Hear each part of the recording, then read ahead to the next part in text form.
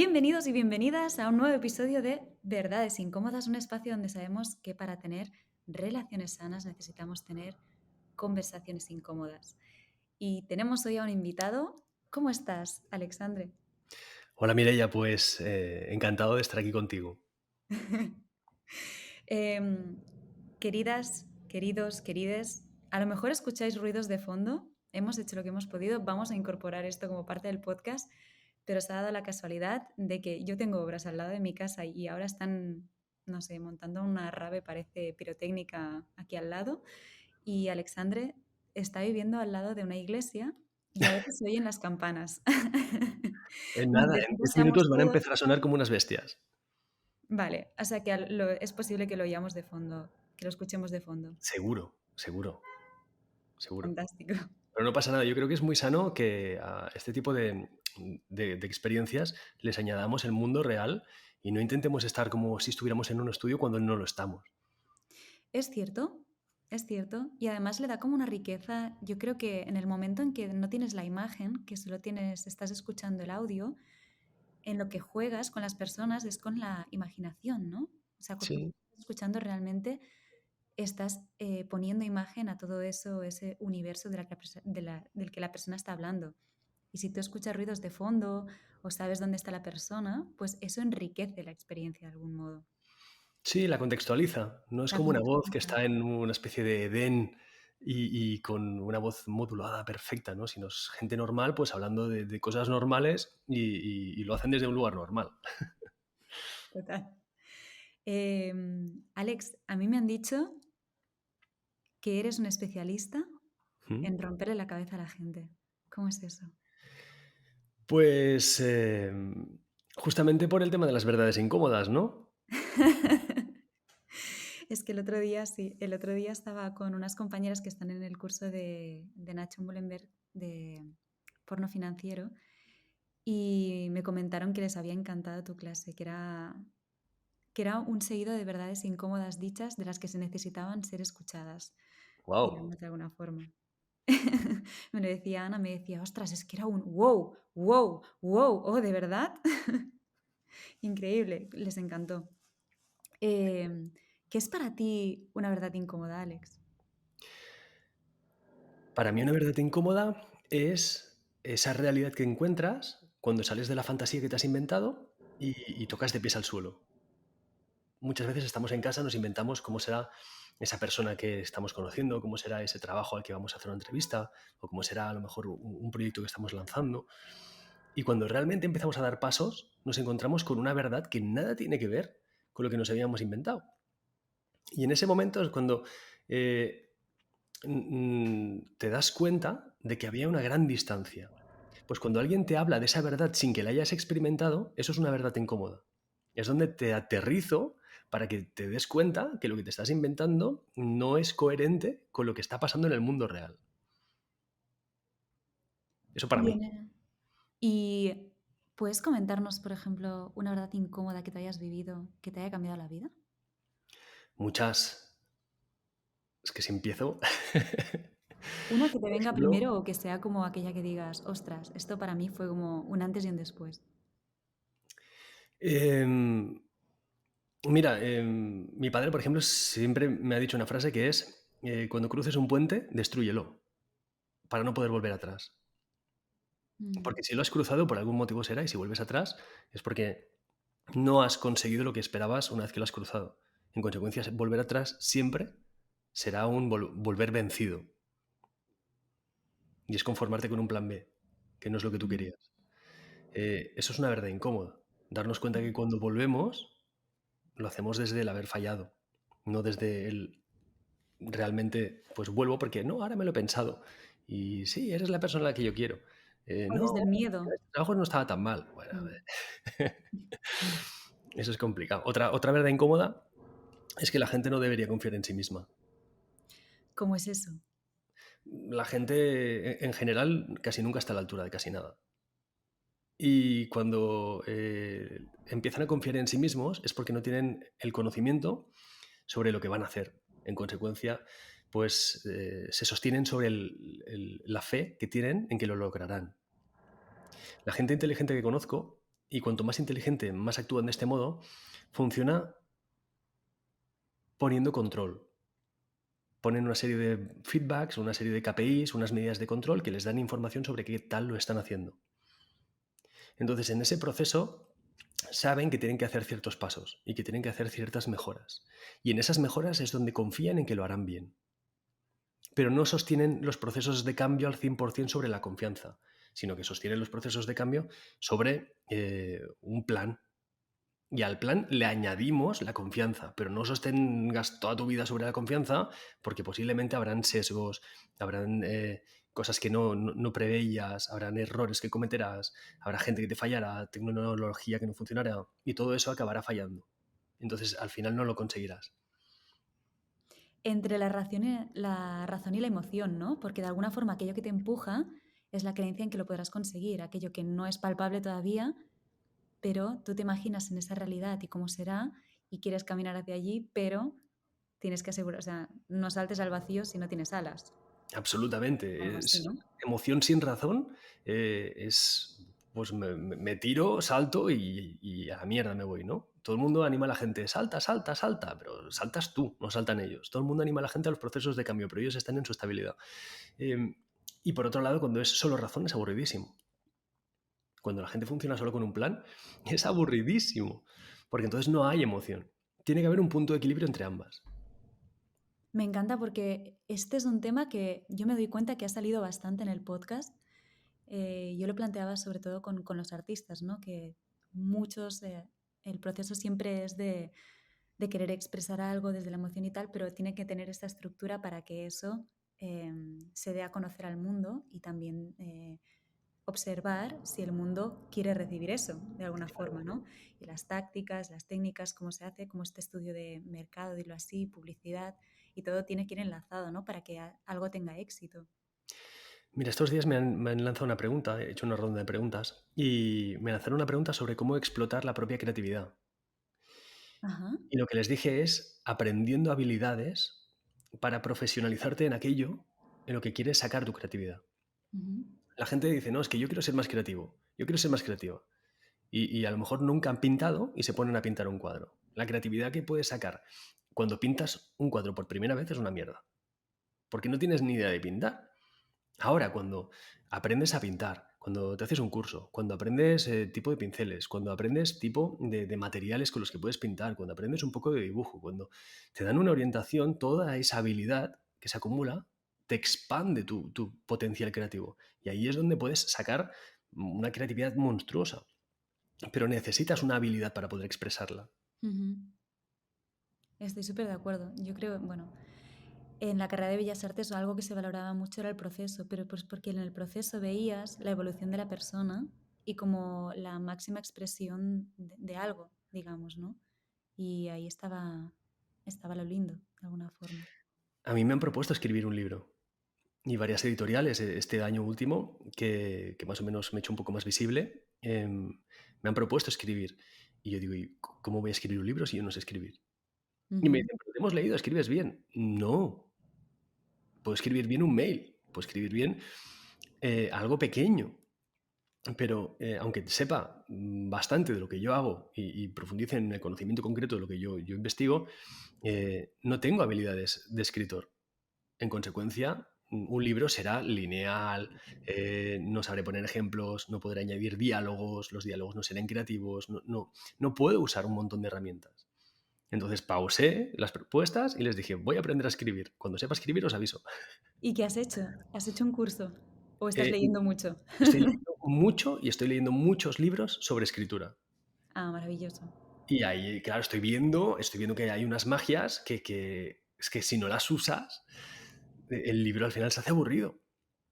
Así que estoy disfrutando muchísimo y además, como mando un mail diario, cada día que mando un email, menos los domingos, cada día que mando un email, lo que hago es, aparte de compartir pues, reflexiones de desarrollo personal, es experimentar y cada semana hago mis experimentos en los que meto recuerdos, anécdotas, diálogos, cosas inventadas y lo mezclo todo y voy experimentando las estrategias narrativas que voy aprendiendo y eso todavía hace que sea más divertido.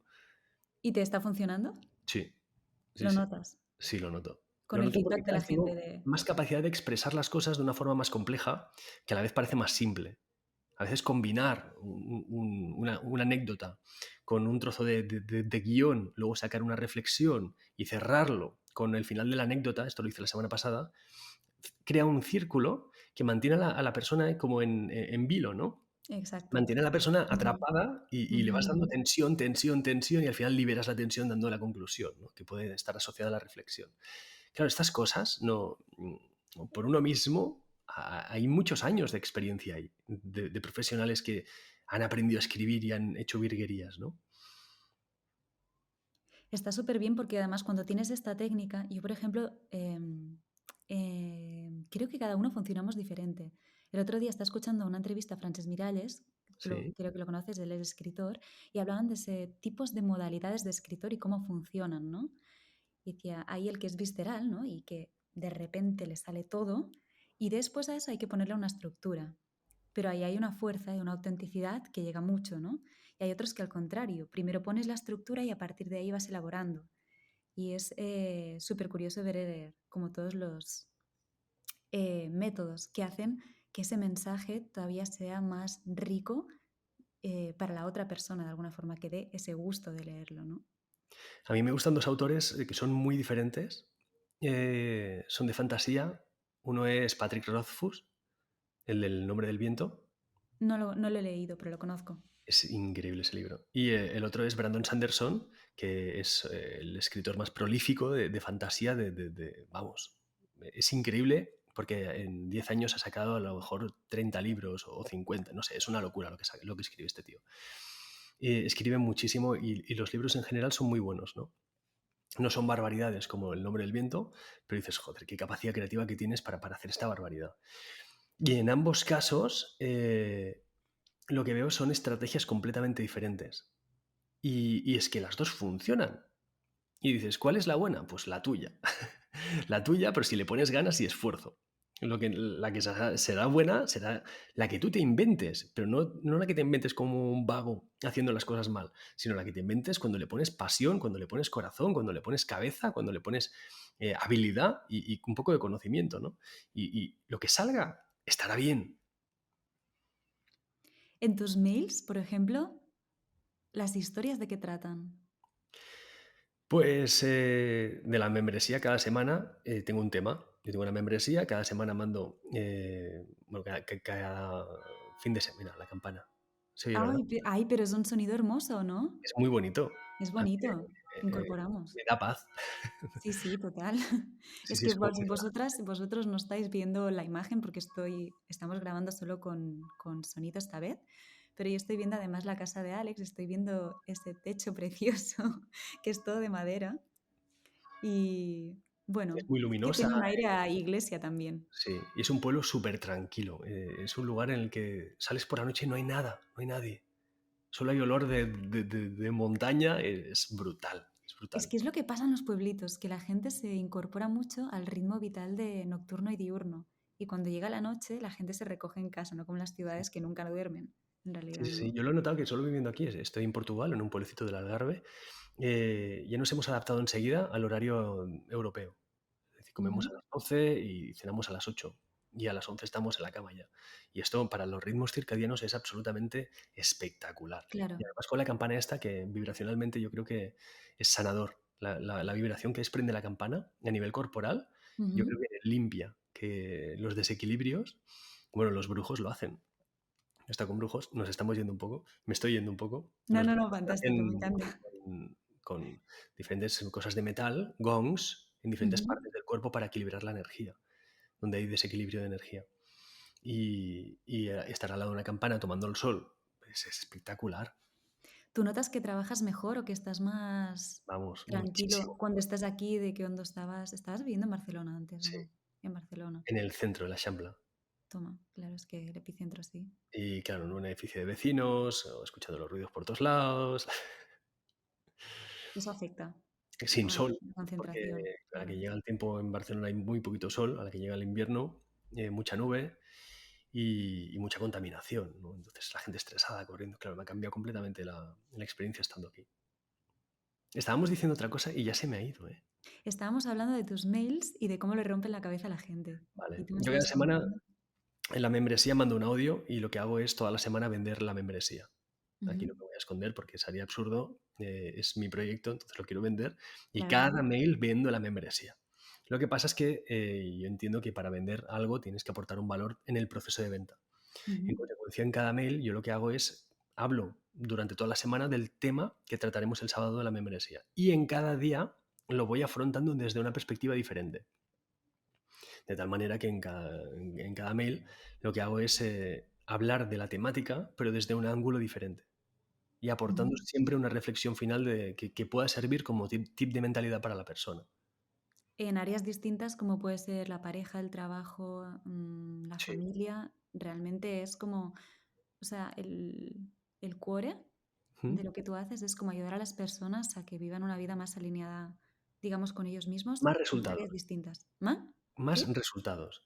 Más resultados. Sí. Más resultados de lo que ellos quieren conseguir en su vida, Sí. digamos. Hay demasiada gente viviendo en un estado de necesidad. Y en general, un adulto que es inteligente, que tiene un desarrollo, que es capaz de aprender de la experiencia, Mm. y pues no debería estar en una situación de necesidad. No debería necesitar ni una pareja, ni necesitar un trabajo, ni tener una necesidad económica, más que en momentos muy, muy puntuales. Pero hay mucha gente que vive en una situación de necesidad perpetua, con muchísimo estrés, con muchísimo sufrimiento, con muchísima dependencia, y eso es porque hay algo que no están haciendo bien. En consecuencia, cuando le sacas de la realidad que se han inventado y les llevas a la verdad incómoda, hostia, es que hay gente que está cambiando la vida solo con los mails. Que me dicen, es que con lo que dijiste el otro día ya me sirvió para tener una conversación difícil con mi pareja. Lo que me has dicho el Mm. otro día ya me ha servido para empezar a negociar un aumento o para poner límites a mi jefe que no sé qué. Entonces es que cambiando la mentalidad empieza a cambiar tu vida. ¿Tú crees que, yo me lo pregunto mucho porque pienso, yo a veces he intentado como cambiar cosas mucho desde la mente, desde querer, y me doy cuenta que el momento de cambio tiene mucho que ver con la emoción y con el cuerpo. Quiero decir que quizás es como una semillita, un concepto nuevo, esto lo integro, pero en el momento en que se hace palpable, es como entenderlo, pero comprenderlo como algo orgánico de cuerpo, ¿no? Ese momento donde hago ese cambio. Y tiene como un proceso. Primero lo pienso con mi mente, después lo vivo desde la emoción y después siento esa integración en el cuerpo en que puedo hacer como un cambio. A veces se da el proceso contrario, que lo vives desde el cuerpo y después lo comprendes, pero como que, No, no hay diferencia, ¿eh? ¿no? ¿Por qué? Es lo mismo, el cuerpo y la mente. Quiero decir, es un proceso ¡Guau! que está unificado. En psicología y en un montón de terapias alternativas distinguen una cosa de la otra. Ujú, Pero cuando te cae la sí. ficha desde el pelo de la cabeza hasta el dedo pequeño del pie, ¿sabes? Cuando haces un insight, dices, mierda, esto no lo había visto así. Ya, ya, ya, En total. ese momento es como, ¡bam! Te estalla dentro. Y lo estás procesando desde el tálamo, la corteza cerebral, pero también lo estás procesando en simultáneo con el sistema límbico y a nivel emocional te está retumbando por todo el cuerpo. Quiero decir, es que intentar procesar algo desde un lugar y separándolo del resto es que es tan absurdo cuando ves el cerebro cómo funciona, cuando ves el cuerpo cómo funciona. Somos una unidad. Y el ser humano se empeña en fragmentar y fragmentar y fragmentar y separar las partes para estudiarlas cada una por sí sola, pero que es que no tiene ningún sentido, porque no empezamos a estudiar el cuerpo como algo sistémico. Ujú. Soy yo sintiendo, pensando, soy yo expresando, comunicando, actuando. ¿Cómo lo ves en las personas, por ejemplo, cuando estás acompañando la mentoría? Supongo que es, aparte de que os veis las caras por Zoom, pero tú lo ves en plan, esta persona le está pasando algo, se lo veo en la cara, o por cómo se ha Claro, sentido. claro. Tú ves cuando una persona no está entendiendo algo Ujú. y ves que el hecho de que ha sucedido algo y no lo está entendiendo le impide integrarlo. En consecuencia, aunque eso no haya sido súper traumático, el hecho de no entenderlo ya se procesa como si fuera un trauma. El cerebro no lleva bien no ser capaz de no entender una situación vivida. Eso Es es lo que decir, sería un trauma, digamos, entonces, en no procesarlo. sí. imagínate que te despiden del trabajo y viene la jefa y te dice, oye, mira, Mireia, que hemos de hacer una reducción de plantilla, llevas poco tiempo, no sé qué, no sé cuántos, hemos tomado la decisión de que no vamos a seguir trabajando contigo. Bien, pues ya está. Entiendes que por el motivo 1, 2 y 3 te han echado. Ahora, si de repente te dicen, mira, que no trabajamos más contigo, adiós, hostia, y no sabes el por qué, Buah. eso, la mente, el hecho de no poder cerrar las operaciones lo lleva fatal. Entonces, la mente necesita 3 datos. El suceso, la respuesta y el resultado. Es decir, un suceso te despide. La conducta, cómo tú lo has gestionado. 3, el resultado. Entonces, una vez que tienes suceso, conducta y resultado, ya cierra la operación y el cuerpo se queda tranquilo. Ahora, si el tío que te decía que eres maravillosa y de repente desaparece sin decir nada, tienes un suceso, tienes su conducta, pero tú no tienes la tuya porque no has tenido posibilidad de responder y no tienes el resultado sobre cómo podrías mejorar esa situación. En consecuencia, no puedes cerrar la operación. Y eso deja a la gente fatal. Si quieres dejar a alguien jodido, déjale con una operación abierta. El cabrón de Patrick Rothfuss, volviendo al tema del libro, Sí, sí. el del nombre del viento, es uno de mis libros favoritos. Ujú. Es espectacular. El primero tiene unas 1000 páginas. El segundo tiene unas 1000 páginas. Entre el primero y el segundo tardó, creo que fueron 3 años. Y entre el segundo y el tercero, que es el final de la saga, han pasado 10 años. Ha dejado a miles de personas con una operación abierta. En 10 años. O sea que cuando salió el libro había un hambre de libro que no se le El acababan. segundo lo devoraron porque llevaban 3 años esperando, pero claro, cuando salga este, millones, ¿sabes la de gente que lo ha comprado en 10 años? Millones de personas lo comprarán. Pero es que Ya. hay gente que se ha muerto sin saber el final. Es que el tipo este juega con magia y además entiende cómo funciona la mente. Y lo que está haciendo es dejar una operación abierta para convertirse en el top 10 a nivel de como escritor. No sería lo mismo que año 1 te doy el libro 1, año 2 te doy el libro 2, año 3 te doy el libro 3. Se ha acabado, fin, vale, pues ya está. Pero crear una puñetera expectativa de 10 años, eso está dejando a la gente traumatizada. Hay gente que lo está pasando muy mal porque les falta el final de la saga. Pero va a salir pronto, en plan. O no Él se dice sabe. que sí, lo tenía que haber sacado en 2021, pero Ah, va tarde entonces. sí. A lo mejor lo dice como una forma más de crear expectativa. Bueno, yo creo que va a crear, está creando, es que es un universo muy complejo el que ha creado. Entonces yo creo que está ampliando todavía más ese mundo para sacar Mm. sagas divergentes después. Lo que pasa es que está adaptando la tercera para dar posibilidad a más. En consecuencia, claro, o le pones una fecha límite o eso se te eterniza. Y lo que le pasa es que al cabrón se le está eternizando. No, no, es muy malo dejar a la gente con operaciones abiertas. Y eso se usa en marketing, eso se usa en películas, eso se usa en series. En las series lo que hacen es que terminen Mm. con una escena en la que va a pasar algo terrible y termina justo antes de que pase. De tal manera que te dejan con la Correcto. Los operación abierta capítulos terminan así, ¿no? Es como para que te y, enganches al siguiente. y lo pasas fatal, te dejan con un mal cuerpo al momento y luego estás pensando en la serie un montón de rato. Eso genera neuroplasticidad. Y esa neuroplasticidad luego, para no ser desechada, necesita el siguiente capítulo. Oye, a todo esto me viene algo. Cuando, por ejemplo, hablando de trauma, una persona no ha procesado un trauma y le empieza a vivir en el cuerpo, que es como el inconsciente que te avisa de alguna forma, eso sería un poco lo que tú dices, como ¿Qué aquello que nos significa que lo acaba de empiece a vivir en el cerrar. cuerpo? ¿Eh? ¿Qué significa que lo empiece a vivir en el cuerpo? Yo creo que cuando, pensando en el tema del inconsciente, em, a lo mejor vives un suceso, imagínate, una ruptura de pareja. Em, si no te das el espacio para vivir emocionalmente lo que te ha supuesto eso, o cómo Mm. te has sentido, lo que sea, y lo tapas y sigues a otra cosa y no te das el espacio, como he dicho antes, quizás al cabo de un tiempo empiezas a tener sueños acerca de eso, acerca del dolor que viene a visitarte, ¿no? Como el inconsciente llamándote a la puerta diciendo, hey, ¿qué tal? Estoy aquí. Y si no, eso se acaba cristalizando en el cuerpo, cristalizando como si fuera el cuerpo la última pantalla de choque que tiene como tu organismo de decirte, hey, estoy aquí, si no me miras, esto va a ser peor.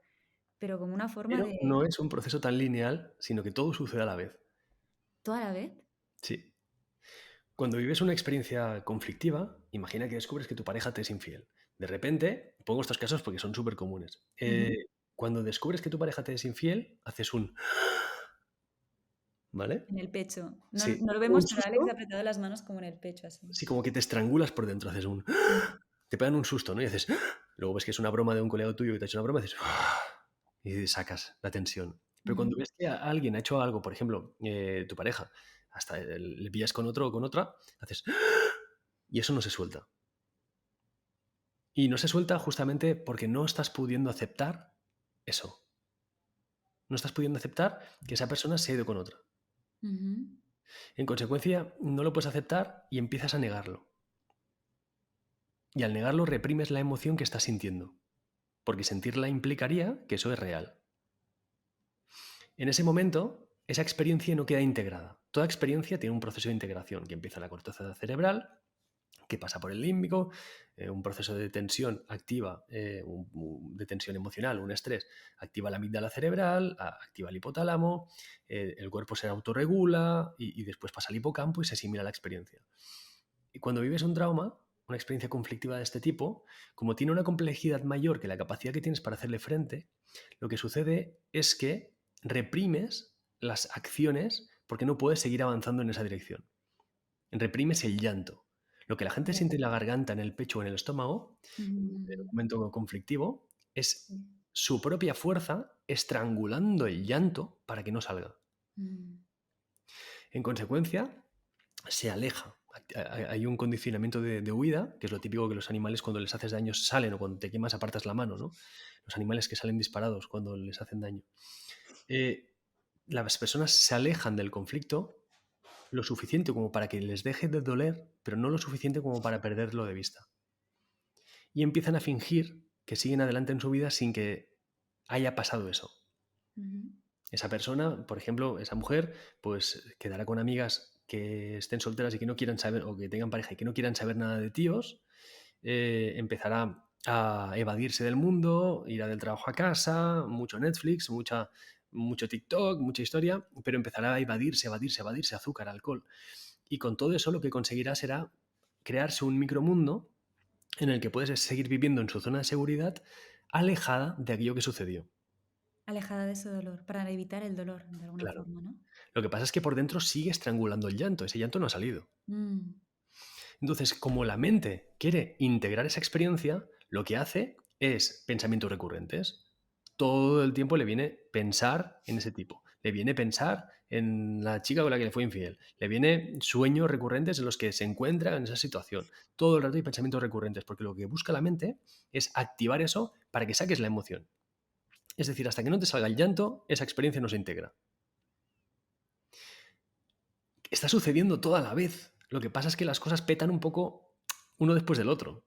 Pero que Vale, peten vale, uno ahora te después del otro entiendo, no sí. significa que no estén sucediendo a la vez. No, no, el ejemplo es súper gráfico, total. Después, ¿qué pasa? Que primero tienes pesadillas, luego pensamientos recurrentes, luego empiezas a exponerte a situaciones que sin querer te llevan otra vez a la traición, para empezar a integrar la traición. O sea, es como si una parte de ti mismo lo niega, pero hay otra parte que siente una Intenta, necesidad imperiosa de vivir eso para claro, poder transgredirlo, o sea, claro. traspasarlo. La persona que ha sido abandonada de pequeña, de repente, tiene un montón de relaciones en las que constantemente le abandonan y tiene unos llantos terribles después de los abandonos. Ujú.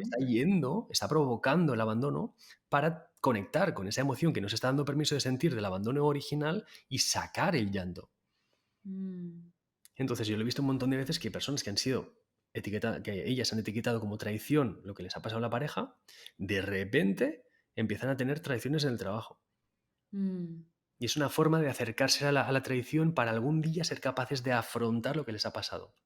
Lo que Y pasa es es que que, perdón, esto que tienen perdón. estrangulado, esta emoción que tienen estrangulada, les está haciendo daño físico. Y Ujú. eso es la somatización. Y eso es lo que genera una tensión eléctrica en el cuerpo que deriva en una contractura, que deriva en cefaleas, en bruxismo, en ciáticas, en colon irritable, hernias de ya, un montón de cosas que acaban afectándote un montón a nivel físico. Pero eso es la contracción, es la manera en la que estás apretando ese llanto que indirectamente genera una tensión que refleja en otras partes del cuerpo. Y además se puede dibujar el sistema perfecto con metaprogramación de dónde está la herida principal y hacia dónde se está liberando la tensión.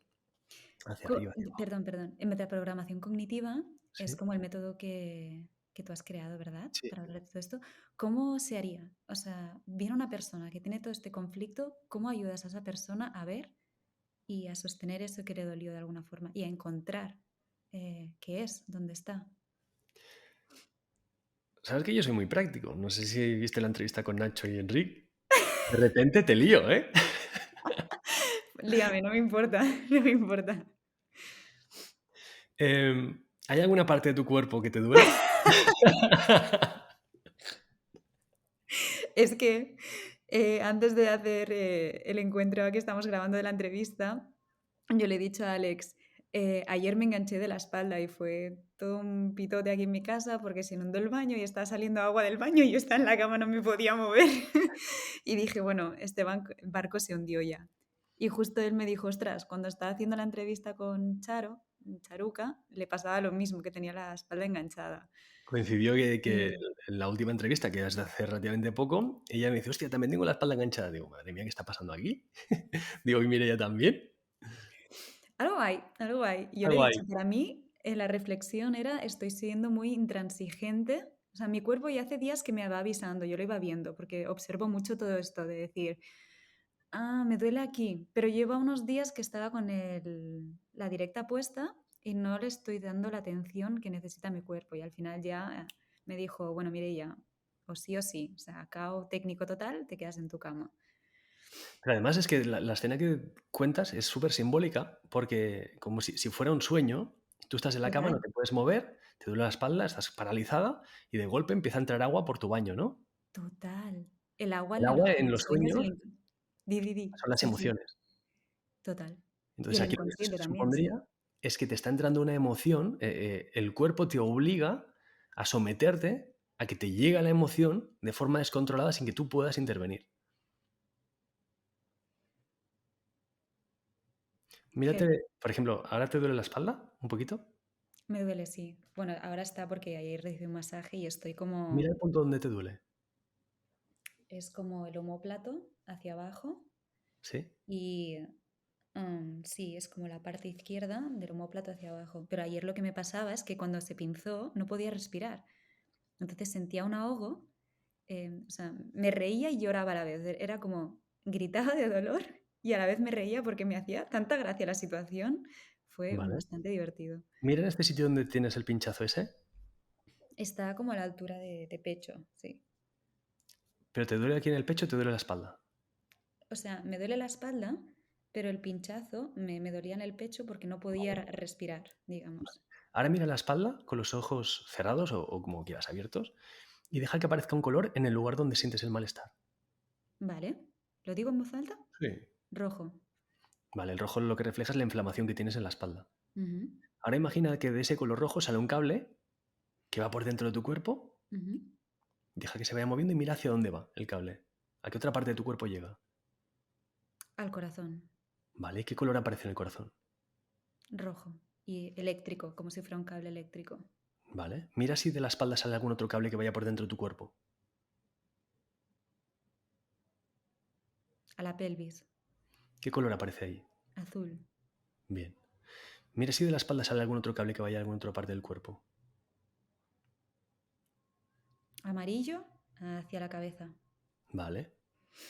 Aquí ya empezamos a tener varios focos. Tenemos un foco que es la contractura que está liberando tensión, tenemos otro foco en el corazón que sería el pecho que también está liberando tensión porque está rojo y vemos que se te está yendo la tensión como no está pudiendo ser del todo liberada, se te está yendo a la cabeza y a la cabeza hay amarillo que es una tensión un poco más, es un color cálido pero más atenuado. Ujú. La tendencia será a que si mantienes la tensión en la espalda y en el pecho, se acabará generando una migraña posiblemente. ¿Vale? Wow. Entonces, también te está. Lo que vemos es que el azul, que es el frío, y que normalmente los colores fríos son los que llevan más tiempo en nuestro cuerpo porque es una contracción que se ha enfriado, está en la pelvis. Ujú. Entonces Vale. ahí tendrías uno de los conflictos. Pero vamos a ver, mira el azul de la pelvis, azul has dicho, ¿no? Ujú. Imagina que sale un cable de ahí, mira hacia dónde va, dentro de tu cuerpo. Dentro del mismo cuerpo. Sí. Va hacia el corazón. ¿Y qué color aparece ahora en el corazón? ¿El mismo? Es como que intenta volverse de color rojo pero no acaba de... Es como si quisiera conectarse con el corazón, pero no puede. Como Y, si... vale. Mm. Mira en el extremo de este cable que sale de la pelvis, ¿qué color aparece en el corazón? O El sin llegar a él. extremo. Es azul, se vuelve como rojo y después ¿Vale? de nuevo se vuelve azul. Es como, ay, quiero conectarme, pero me da miedo, me da miedo. Vale. Esto simbólicamente estaría reflejando el proceso emocional que estás viviendo. Es brutal. Estaría reflejando que dentro de ti hay una emoción que está reprimida, que refleja la pelvis y refleja en el corazón, que te está doliendo porque no estás consiguiendo la conexión que tú esperas y que se está reflejando en una contractura, se está reflejando en las tensiones en el pecho que te da los pinchazos y ya se está empezando a dirigir hacia la cabeza. Entonces, claro, tienes una contractura y puedes darte un masaje, pero todo lo que se está moviendo dentro de ti o lo entiendes a nivel emocional y profundizas hasta ese punto o tarde o temprano volver a somatizar. Ahora mira esa conexión entre el azul y el rojo que nos establece. Ujú. ¿Sí? Estoy ahí. Deja que te venga un recuerdo que explique eso. No hace falta que lo verbalices. Lo veo, lo veo. Identificas por dónde va, ¿no? Identifico por dónde va. ¿Eso se ha activado hace poco? Se ha activado hace poco. Mira, de hecho pensaba el otro día, lo voy a conectar con un mail que tú enviaste el otro día que me gustó muchísimo. Era una chica que hablaba sobre la experiencia que había tenido con un amigo suyo. Eh, Ellos compartían piso o algo así, estaban como viviendo juntos, pero tenían parejas cada uno, ¿no? Entonces el chico tuvo un conflicto con su pareja, ella también, y los dos empezaron a consolarse mutuamente y se liaron en algún momento, ¿no? Después, creo que eso fue en un momento de pandemia, se separaron, la chica estuvo de nuevo con su pareja, el otro con su pareja, pero entonces empezó a ver que la actitud del chico, este que era su amigo, era como muy rara y muy distante, ¿no? Pero ella no le ponía el límite, quizás porque no sabía cómo gestionar la situación, no entendía y tal, y el chico tenía como una ambivalencia hacia ella, ¿no? De repente no te hablo, estoy aquí, pero después te Bueno, él se busco y alejó. estoy así, se Él se alejó. alejó de ella. Sí, pero después volvía como si no hubiera pasado nada, ¿no? Incluso que un día la besó y no sé qué. Y tú, o sea, lo que explicabas en un poco en el mail era, no pusiste los límites de realmente, de decir, oye, ¿qué te pasa? No puede ser que haya pasado esto y que luego vengas tan normal. O y decía, sí habría que hablarlo y quizás no habría ni que hablarlo. Si es una persona que hace eso, pues quizás ya no tienes por qué abrirle la puerta que vuelva a tu vida, de alguna forma, ¿no? Y Enfádate, le dije, enfádate de una vez, que no se está sí, portando sí, bien. sí, sí, Tanta sí. permisibilidad. Pues a mí eso me tocó y lo llevé a cosas de mi vida y pensé, esto es un poco, yo creo que va con relación con esto. Cuando no ¿Cómo pones te hace sentir? límites, creo que los límites te van cargando y yo me siento como si tuviera límites no puestos de hace tiempo. Vale. Frente a esa situación en la que quieres conectar y no puedes, o no se establece la conexión que tú quieres, ¿cómo te sientes? ¿Cuál es la palabra que describiría esa sensación? Rabia, frustración y rabia. Vale. Esa frustración y rabia en este contexto que estás recordando lo que sea, no es nueva en ti, Mm, mm. es antigua. Es antigua, es antigua. El recuerdo podría ser como de 20 años atrás. Vale. Imagina la carga que llevas en el cuerpo de todos estos años sosteniendo esta tensión, esta lucha. Es muy fuerte, o sea, estamos poniendo a Mireia como ejemplo, pero realmente me encanta porque has descrito muy bien como todo el proceso, primero de la imaginación, de cómo el inconsciente nos trae esas imágenes para hacer esa asociación directa y darnos cuenta de lo que nos está pasando y que realmente un suceso que ha pasado muy allá en el tiempo puede tener esta permanencia durante tantos años y puede afectar a nuestra vida y cómo construimos las relaciones a partir de eso si no lo tratamos, ¿no? De las heridas. Sí, sí, Las creamos heridas, la vida a son las partir de las heridas. heridas. ¿Y por qué se te ha activado ahora? ¿Has tenido un Eh, episodio de esta ira recientemente? A ver, voy a decir que tiene que ver con el área de pareja, podríamos decirlo así. Y yo creo que con una persona que yo he conocido se me ha activado todo esto, podría decirse. Vale. Y me he dado cuenta, de hecho estos días hacía la reflexión de decir, yo creo que tengo un patrón. Es que es curioso de decir, hay cosas que tú no quieres en tu vida, pero las reproduces, las reproduces, las reproduces y es como, yo pienso que no lo quiero, pero en realidad hay una parte de mí que está todo el rato ahí. Claro, eso es lo del inconsciente que te hablaba antes, de que una vez que Estoy reprimo... temblando, Alex. ¿Eh? ¿Qué? Estoy temblando. Te veo roja, te veo... No, no lo veis, pero estoy roja y temblando. Pero hay veces que cuando reprimimos la emoción, lo que contaba antes, empezamos a avanzar para repetir una y otra vez el conflicto, hasta que al final nos dobleguemos y lo aceptemos. Y en el momento en que se hace el cambio, ¿cómo se hace? ¿Es como una aceptación? ¿Cómo lo vive la persona? Hay un momento en el que dejas de luchar, Ujú. te rindes y aceptas lo que está pasando ahora, y esa aceptación te capacita para que puedas aceptar lo que pasó entonces. Cuando aceptas ese suceso del pasado y dejas de luchar contra él y le das permiso para que sea real, en ese momento integras la experiencia. Y todo se desactiva en bloque.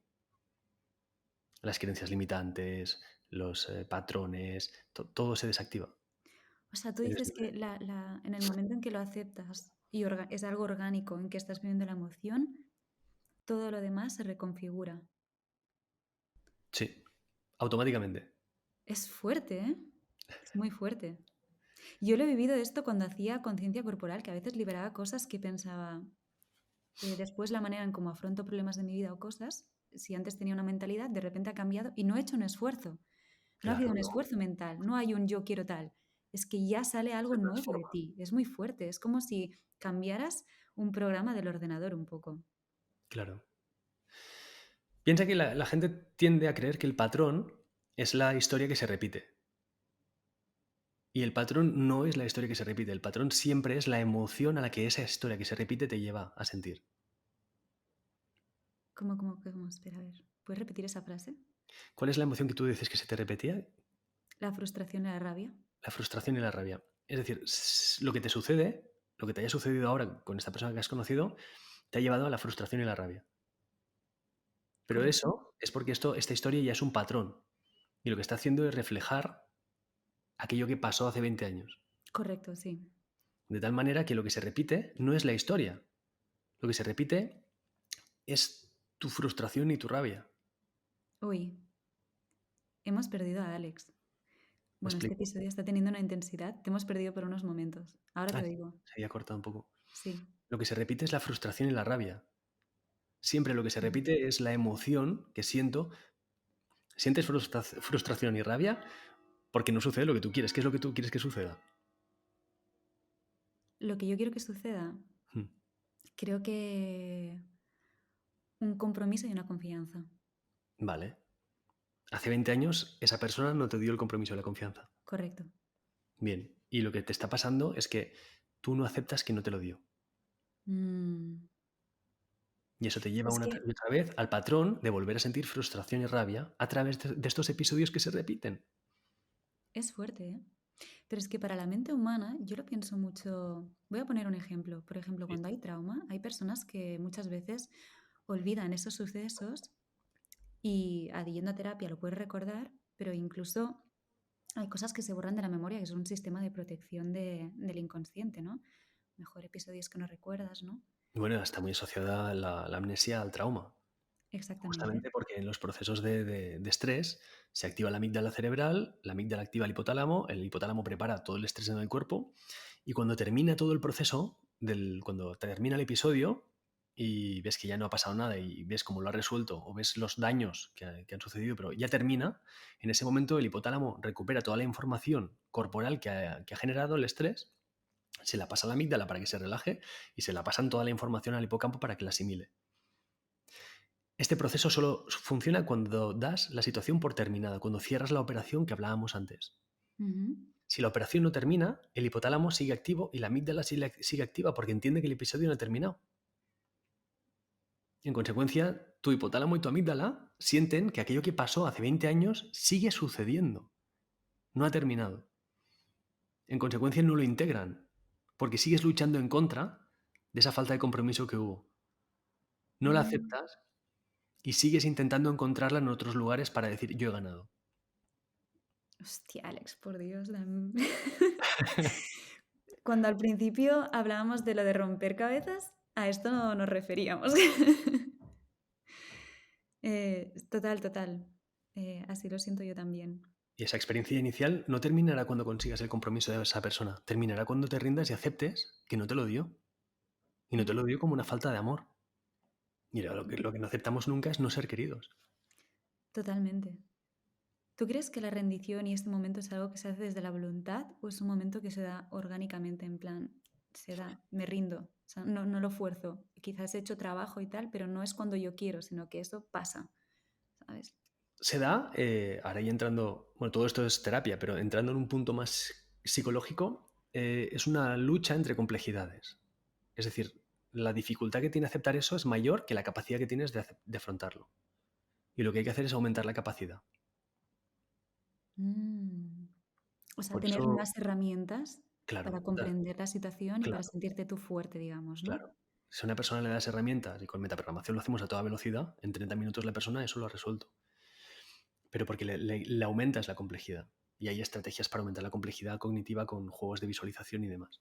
El tema está en que cuando la mente te lleva a soñar con lo que te ha pasado, a recordar una y otra vez con lo que ha pasado, te lleva una y otra vez a hablar de lo que ha pasado con tus amigos y amigas, te lleva a repetir los patrones porque te lleva a situaciones que son similares, que te devuelven a la misma emoción, lo que está haciendo es aumentar tu complejidad. Aumenta tu complejidad a la medida que agota tus fuerzas. De tal manera que llegas a un punto que puedes tardar un mes, un año, 5 años, 10 años, 20 años, pero llegas a un punto en el que estás agotada y ya tienes más información como para entender lo que pasó. Y ahí es donde haces el insight que dices, ahora lo entiendo.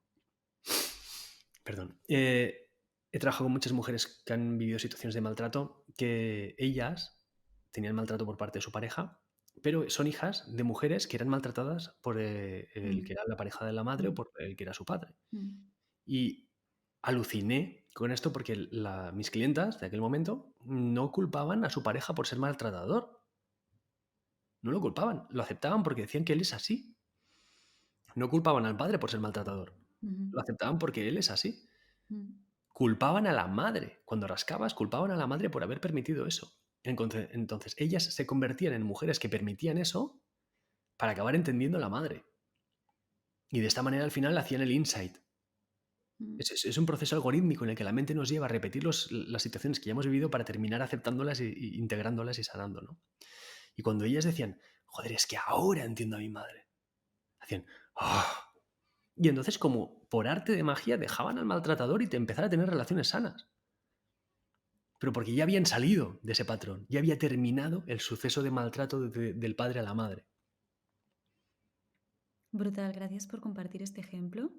Bueno, yo lo he compartido en el podcast, lo he compartido con mi historia, que yo viví abusos cuando era pequeña y es algo que no solo he vivido yo en mi familia, sino que son generaciones en que se ha ido como pasando de padres a hijos, digamos.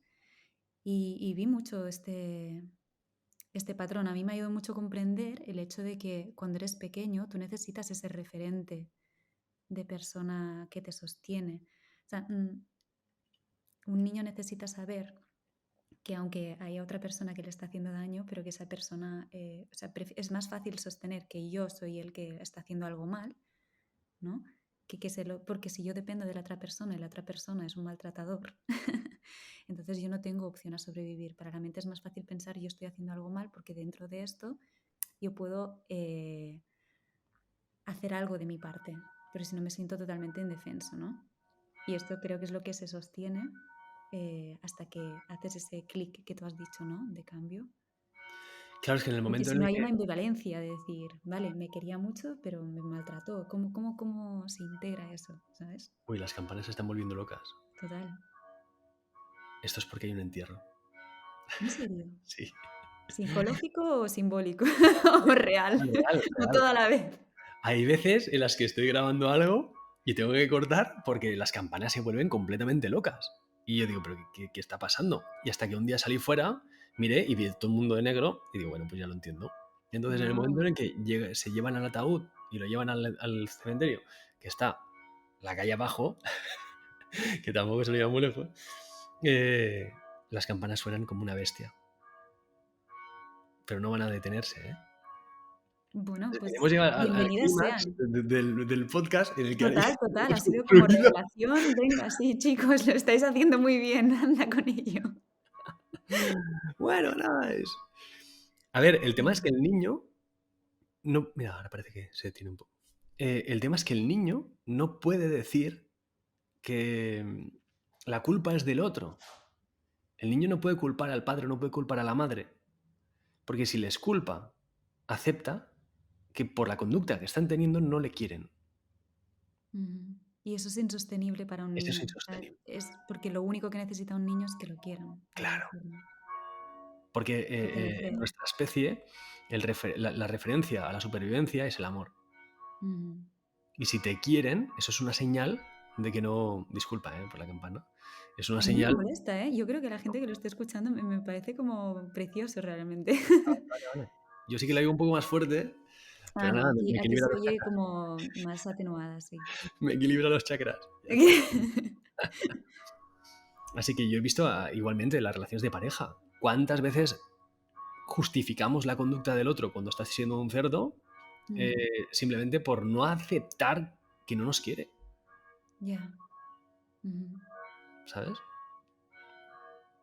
Nos Entonces, vamos el a punto quedar de con aceptar esto total. que hemos fallado, que no lo hemos conseguido, que hemos fracasado, que no hemos estado a la altura, que no nos han amado, hacer esas aceptaciones radicales son fundamentales para aterrizar con esas verdades incómodas, ¿no? Pues bueno, tengo que hacer cosas mejor. O no, o simplemente pues no ha dado la coincidencia. Que le den por culo, ¿sabes? Yo sigo con mi vida y si esta persona no me ha valorado, no me ha sabido querer o lo que sea, pues o no coincido con su pareja de vida, pues yo sigo avanzando y encontraré otra persona. El problema es la lucha interna de negar lo que está pasando, reprimir la emoción, Ujú. evitar todo eso, seguir avanzando como si no hubiera pasado nada. Eso es lo que nos daña. Muchas gracias, Alex. Yo espero de verdad que esta conversación le sirva de mucha gente. Yo creo que sí, porque hemos puesto un ejemplo, pero creo que se puede llevar a muchos terrenos distintos. Y creo que todas las personas que lo estén escuchando, con una parte o con otra, se van a sentir reflejados y reflejadas realmente. Ha salido muy terapéutica la conversación, ¿eh? Total, Sí, sí, total. no. Yo creo que no íbamos por ahí, No, de hecho, ha pero habido un momento al principio que he pensado, no sé para dónde vamos, pero dale, sigamos. Oye, tengo dos preguntas más, Alex, genial. Yo no tengo prisa. para terminar. Mira, hay una que estos días pensaba, con todo esto que estábamos hablando. ¿Tú crees que la idea de Dios podría asemejarse a inconsciente? ¿Tú crees? Porque el inconsciente es como una sabiduría muy amplia que nosotros como mente humana no podemos llegar a abarcar, a comprender en su globalidad. Y de alguna forma Dios, o la idea que tenemos de Dios, es algo parecido, ¿no? Es algo que sabemos que existe, que está, que cada uno lo percibe de formas distintas en su vida, como algo de esperanza, em, como una idea de destino, quizás, de sentirse acompañado, pero que no podemos llegar a definir. Esto es un berenjenal de pregunta, ¿eh? Por eso la he hecho, pero bueno. Yo tengo una opinión muy compleja, ¿no? Porque pivotando entre los conceptos de Dios y alma, Ujú, eh, Dios reflejaría la mente. Es decir, Dios es aquella inteligencia o aquella fuerza que genera una causa-efecto sin acción intermedia. Eso genera el milagro.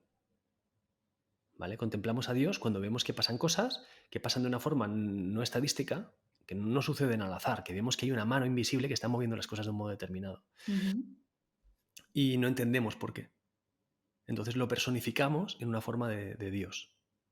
ujú. Viene la iglesia, se apropia de esa forma y empieza a construir alrededor. Hace una empresa, la Bueno, iglesia es una nosotros empresa. tenemos comunicación directa, páganos.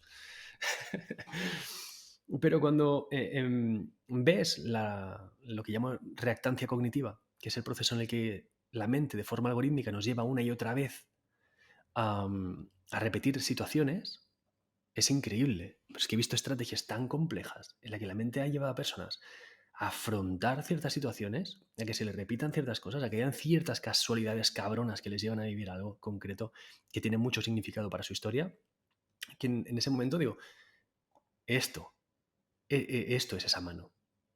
Y eso es porque la mente, que llamamos mente, en verdad no existe tal y como la conocemos. Y es como una especie de inteligencia artificial, porque es algorítmica, Ujú, pero tiene unos algoritmos tan complejos, tan ujú. brutales, y que Total. además salen del propio conocimiento y nos conectan a unos y a otros para que entre Ujú, todos realicemos ese teatro, que diría Alejandro Jodorowsky, ese teatro sin fin en el que se va repitiendo una detrás de la trama sagrada en la que yo me enfrento a mis demonios y termino superándolo y soy capaz de sanarme y después comparto con el mundo, la historia del héroe también, ¿no? Comparto con el mundo aquello que he aprendido.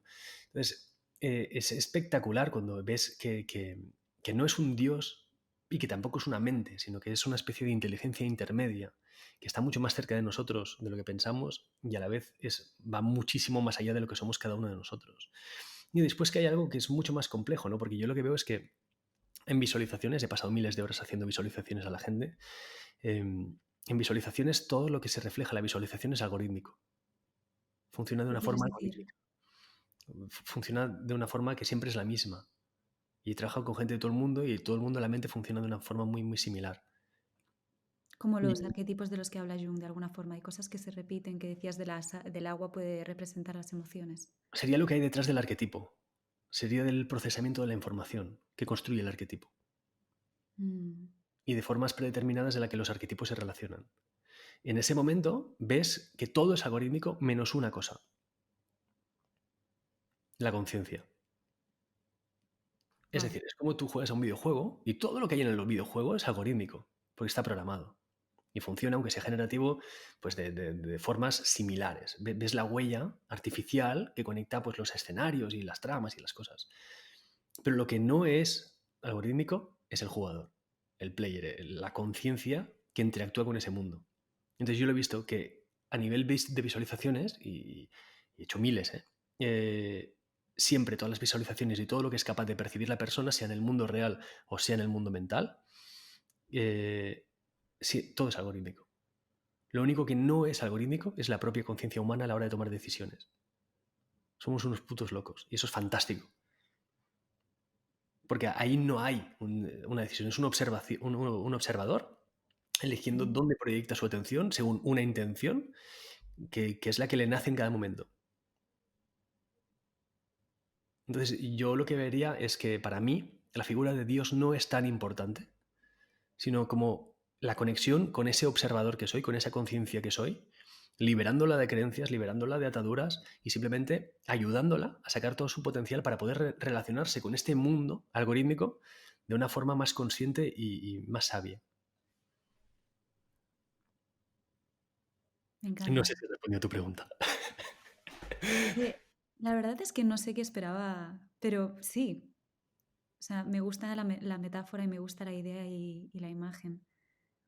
O sea, digamos que nosotros podemos ser creadores de nuestra vida cuando sabemos también estas reglas, estos algoritmos que la dibujan, ¿no? Y que tenemos una libertad ahí dentro de todo esto. Absolutamente. Mm, A mí me flipa, o sea, cuando estudiaba a Jung y me acuerdo que creo que fue en una película de la que te quería hablar después, de la del método peligroso, al final de la película sale como Jung habla de cuando era cuando todavía no se había iniciado la Segunda Guerra Mundial, se ve que los pacientes que él tenía, Jung, todos tenían sueños que él notaba como muy apocalípticos, ¿no? De muchas guerras, de mucho dolor, muchas pesadillas. Y él, con esta previsión, dijo que en poco tiempo habría una guerra, ¿no? Que el inconsciente estaba muy cargado. También me hace pensar en cómo nos conectamos unos con otros y cómo co-creamos esta realidad hasta puntos que no nos imaginamos. Y no solo con nuestras acciones, sino incluso con nuestros pensamientos y nuestras emociones, ¿no? No sabemos hasta qué punto somos creadores, Mm. hasta qué punto somos capaces de influir. Alex, tengo una última pregunta. Dale. De hecho, no es una pregunta, creo que es un jueguito que he preparado. ¿Un? Un juego. Vale, fantástico. Este juego es el de asociación libre de palabras. Creo que es la primera vez que lo hacemos en el programa. Y yo he preparado, no sé si son 15 o 20, y la cosa es responder al instante, lo más rápido que Soy puedas. malísimo con esto. Malísimo, pero malísimo. Es que se lo he dicho antes, me ha dicho esto, digo, bueno, lo probaremos, a ver qué pasa. Vamos a Esto hacerlo. salió de la película de Un método peligroso también, me pareció muy divertido, digo, vamos a probarlo. Sí, sí, sí. ¿Estás ready? Dale, dale. Venga, éxito. Fracaso. Libro. Lector. Memoria. Uy, me ha venido límbico, te lo digo. Límbico. Casa. Tejado. Secreto. Misterio. Compromiso. Fidelidad. Verdad. Mentira. Verano. Invierno. Viaje. Fantasía. Familia. Amor. Destino. Futuro. Nevera. Llena. Vale. Me encanta. Mirada. ¿Qué? Mirada. Limpia. Arte. Uy, me ha venido la imagen de arte, nada más. ¿Y cuál es la imagen? Arte. Ah, la palabra escrita. Ok. Sí. Foco. Oscuridad. Sexo. Libertad. Rojo. Azul. Vacío. Lleno. Dinero. Mucho. Instinto. Salvaje. Cicatriz. Herida. Árbol. Raíz. Talento. Magia. Tiempo. Infinito. Final. Principio. Fantástico. No sé qué tal lo he hecho, pero... No, me hace gracia. El de arte es como que no había nada más, era solo arte. Arte. Mi cabeza no lo asociaba, ¿sabes? No sé, En ha sí sido raro. mismo. Sí, No, bueno, creo que cada una de las palabras asociadas es como que, aparte la importancia es aquella imagen que se te crea a ti en la cabeza con esa palabra, de alguna forma. claro. Claro, Lo es que que a mí me dices, venía pero la la imagen que te imagen viene. y después la palabra, Mm. ¿sabes? Aparte es Bueno, que tengo un pues ejercicio muy similar que lo hice el otro día y es de cada palabra te deja que te venga un símbolo o una imagen. ujú. Entonces, y ahí describes cuál es la imagen o el símbolo. Y claro, de razón a razón es lento. De razón a símbolo es inmediato. Ostras, pues mira, la próxima vez lo haré así. En vez de decir una palabra, miraremos el símbolo. Vale. Muchas gracias, Alex. Ha Un sido placer. un pedazo de episodio de los más largos. Mira, estamos a 1 minuto, hay 1 hora, 3 minutos. Pero ha sido de verdad un goce. Muchísimas gracias eh, por todo lo compartido, por la sinceridad, no sé, me ha parecido un episodio maravilloso y realmente creo que le servirá a muchas personas. Así que Muchas estoy gracias a súper ti por contenta. invitarme. Me lo he pasado súper bien, está muy a gusto. Y nada, un placer. ¿Dónde te podemos encontrar? Para si alguien te En, quiere buscar. en alexscott.com. ¿Ok? No publico en redes, solo publico historias. Mi perfil de Instagram, alexandre.scott, está vacío, solo publico historias. Y mando un mail cada día en alexscott.com. Mails muy recomendables, de verdad. Si podéis Gracias. suscribiros a la newsletter, yo os lo recomiendo muchísimo. Pues nada, chicos, chicas, chiques, hasta aquí este episodio de Verdades Incómodas. Un espacio donde sabemos que para tener relaciones sanas necesitamos tener conversaciones incómodas y nos vemos en el próximo.